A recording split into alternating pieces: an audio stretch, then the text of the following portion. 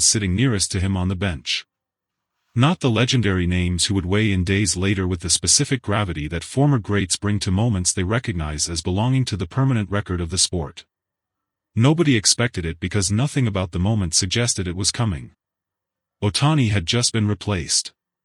Lifted for a pinch hitter in the 7th inning of a game that was still alive, still within reach, still carrying the competitive tension that makes late-inning decisions feel like they matter in the way that only close games make things matter.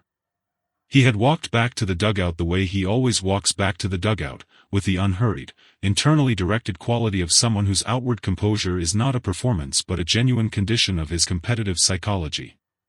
No visible frustration. No body language that communicated disagreement with the decision. Nothing that gave the cameras trained on him anything to work with except a man walking calmly from one place to another. He sat down. Pryor was 2 seats away. And then Ohtani said the thing that Pryor would describe later, in the conversation that became the story that the baseball world spent the better part of a week discussing, as the most unexpected sentence he had heard in a dugout in his entire professional life. The 7th inning had arrived with a specific set of circumstances that made the pinch-hitting decision reasonable even if it was not inevitable. Ohtani had already contributed offensively earlier in the game, a contribution that, taken in isolation, would have represented a successful night for most players. But the at-bat that awaited in the 7th carried a specific matchup dimension that Roberts and the coaching staff had discussed during the previous half-inning with the focused efficiency of people who have limited time and complete information and need to convert one into a decision using the other. The reliever coming in threw left-handed. Threw hard. Had numbers against left-handed hitters that represented one of the most significant platoon advantages currently active in the league. The pinch hitter going in threw right-handed. Had numbers against this specific pitcher, not against left-handed pitchers generally, but against this pitcher specifically, that the Dodgers' analytical staff had flagged as meaningful. The decision was defensible. Possibly correct.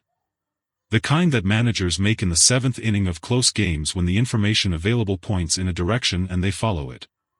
Ohtani accepted it without visible reaction. Walked to the dugout. Sat down. And said what he said. Pryor heard it clearly. He was close enough that there was no ambiguity about whether he had received it accurately, no possibility that the noise of a baseball stadium had distorted something into a different shape than what it actually was. He turned and looked at Ohtani. Ohtani was not looking at him. He was watching the at-bat unfolding on the field, tracking the pinch hitter's approach with the concentrated attention he brings to everything that happens in a game he is part of, regardless of whether he is actively participating in it. Pryor said, "What did you just say?" Ohtani said it again. Same words. Same tone. Without the defensive adjustment or the softening that people sometimes apply to statements when they realize they have been overheard and are now being asked to account for them. Pryor sat back. He would later describe the next 30 seconds as the 30 seconds he spent trying to decide whether what he had just heard was what he thought it was, whether the sentence contained what it appeared to contain or whether he was mapping his own interpretation onto something more ambiguous than it actually was. He concluded it was exactly what he thought it was. And he didn't know what to do with it. What Ohtani said was this. He said, "Would have hit him." 4 words. Past tense.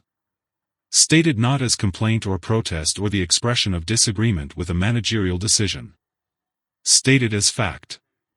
With the calm certainty of someone making an observation about the physical world rather than an argument about a strategic choice.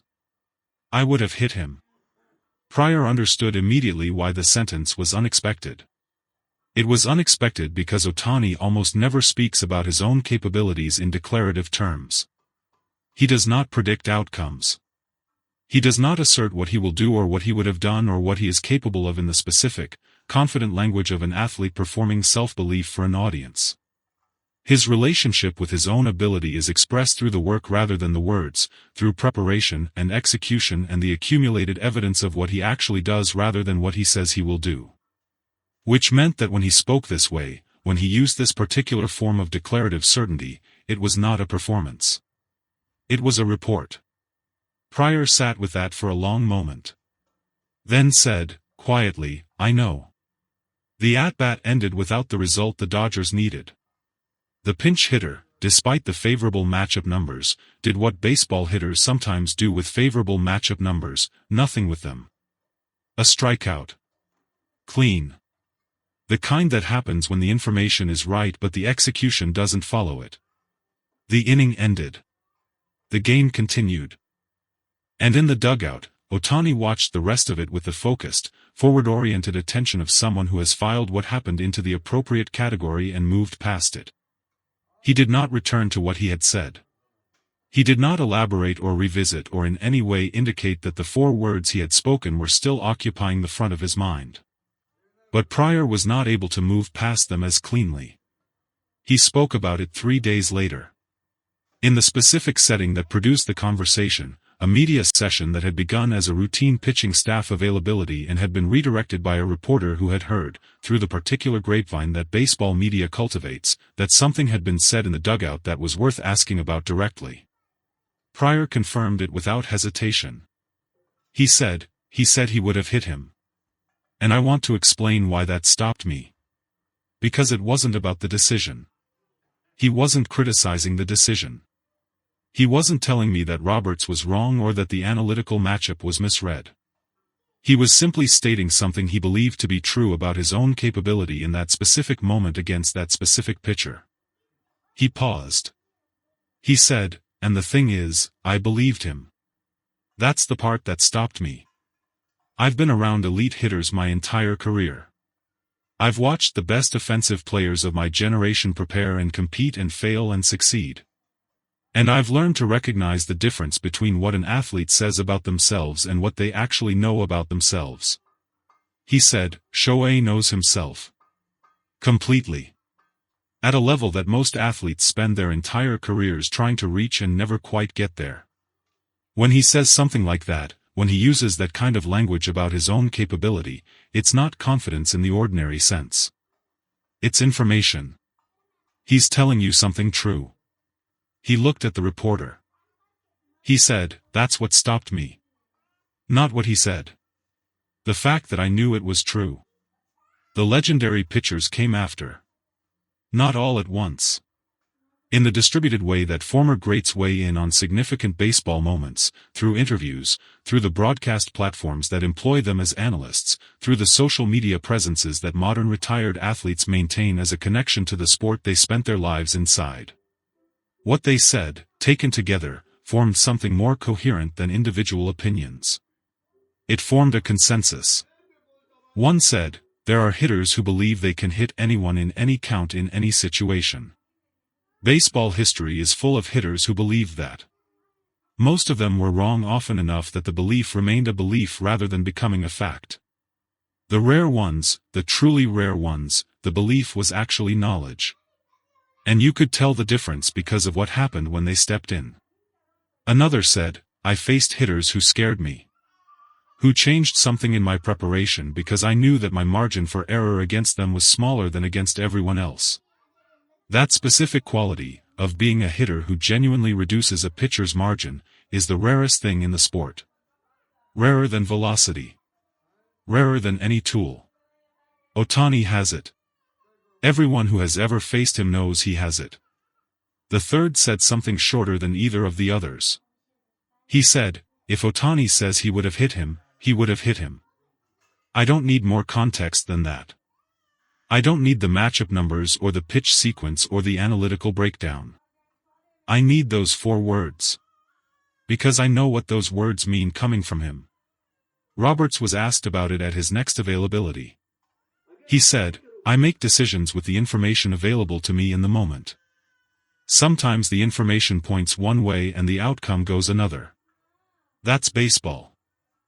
A reporter said, do you regret the decision? Given what Ohtani said afterward. Roberts said, I make the same decision in the same situation with the same information. That's also baseball. He paused. Then said, but I'll tell you something honestly. When Pryor told me what Shohei said in that dugout, I sat with it for a while. Because Pryor believes him. And I've learned that when Pryor believes something about a pitcher or a hitter, there's usually a very good reason. He looked at his notes. Then said, let's just say the next time that matchup presents itself, I'm going to think about it a little differently. Ohtani was asked directly. A reporter approached him after practice with the specific courage that the question required, because asking Ohtani to elaborate on something he said quietly in a dugout and did not intend for public consumption is an act of journalistic boldness that carries real risk of a door closing. The door didn't close. Ohtani listened to the question through his interpreter. Then said, I said what I felt. I felt it clearly. I don't always feel things that clearly in that situation, against that kind of pitcher, in that count, with that much on the line. But in that moment I felt it. He was quiet for a second. Then said, that's all it was. A feeling I had. That turned out to be something I didn't get to find out if it was true. The reporter said, does that bother you? Ohtani thought about it. Then said, a little. Yes. He almost smiled. Then said, it'll come around again. It always does. And he walked back to the work that was waiting. As it always